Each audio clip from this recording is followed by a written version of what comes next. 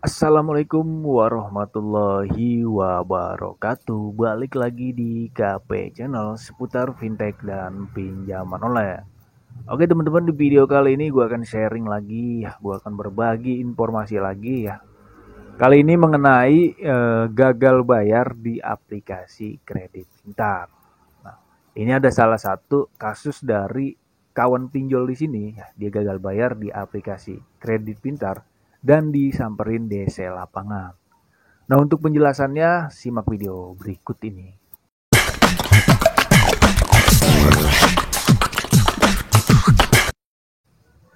Oke teman-teman ya, kita ngobrol santai aja di sini ya. Buat teman-teman yang mau nyeduh kopi, silakan seduh kopi dulu ya. Karena kita ngobrol santai di sini gitu. Nah, di sini ada kasus dari kawan kita ya, di mana dia gagal bayar di aplikasi kredit pintar itu senilai Rp6.500.000 teman-teman. Yang kita tahu sendiri bahwa kredit pintar itu adalah salah satu pinjaman online legal yang berizin di OJK. Ya, jadi kalau sudah berizin di OJK itu secara penagihannya itu harus sopan ya, harus mentaati aturan yang OJK berikan gitu. Ya, dia gagal bayar di aplikasi kredit pintar ini selama 56 hari ya, atau kurang lebih 2 bulan teman-teman. Baru didatengin DC lapangan kredit pintar ini. Ya. Gimana bang itu penagihannya? Oleh debt collector lapangan. Ya, untuk secara penagihannya itu tergantung teman-teman ya. Ada yang arogan dan ada yang sopan. Tapi untuk di kasus ini ya, pas gue tanya katanya DC-nya sopan teman-teman. Ya.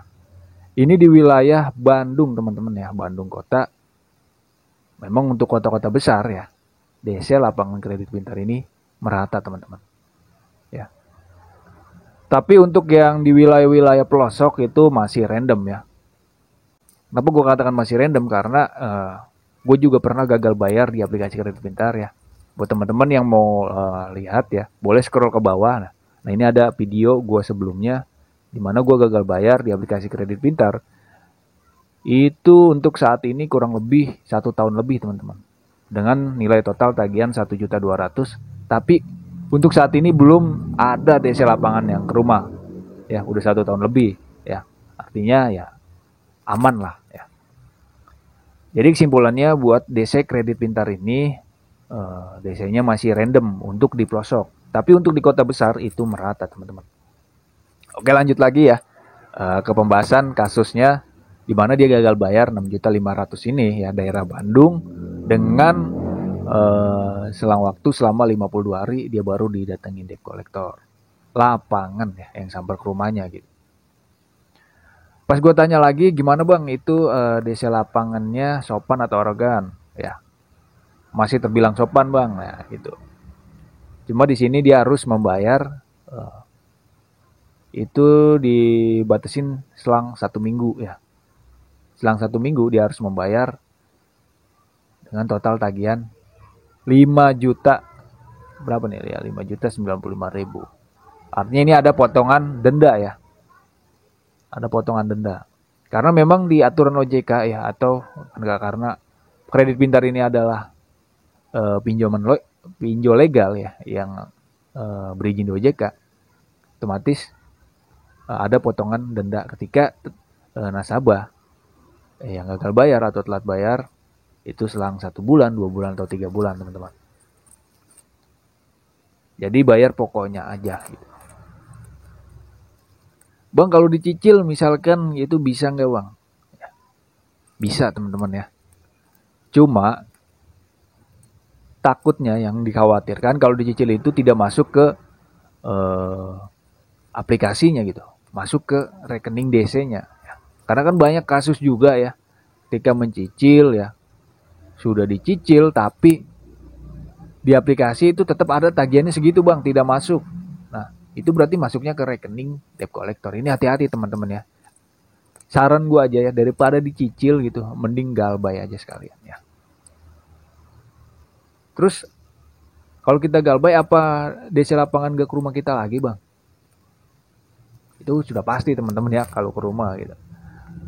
Cuma ya teman-teman harus siapkan mental teman-teman di sini. Ya. Siapkan mental ketika menghadapi DC lapangan. Ya.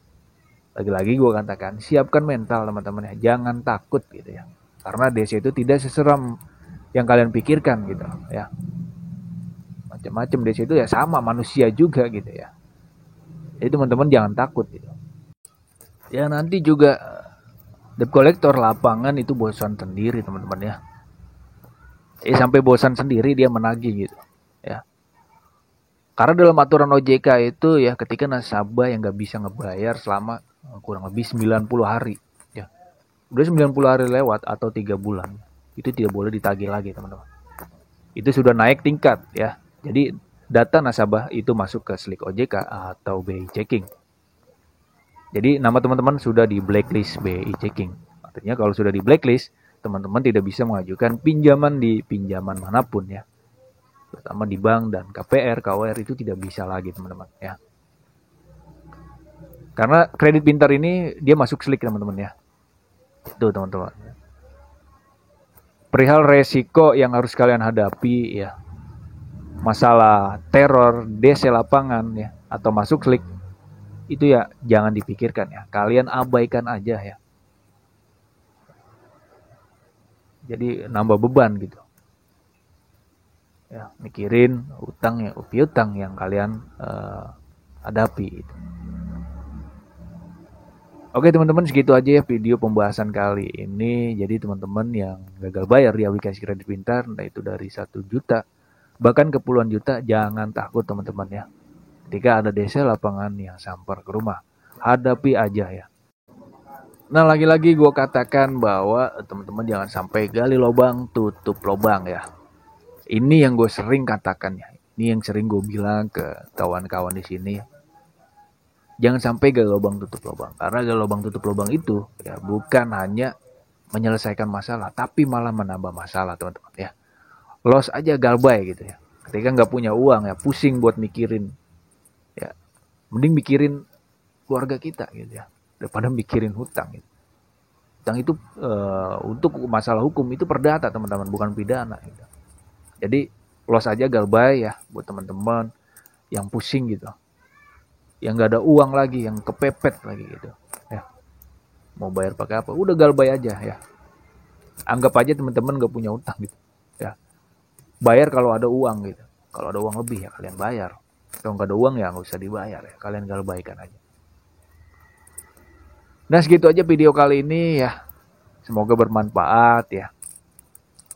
Siapkan mental teman-teman apabila teman-teman gagal bayar di aplikasi kredit pintar ini.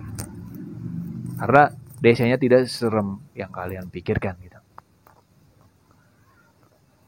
Oke, sampai jumpa ke video selanjutnya. Thanks for watching.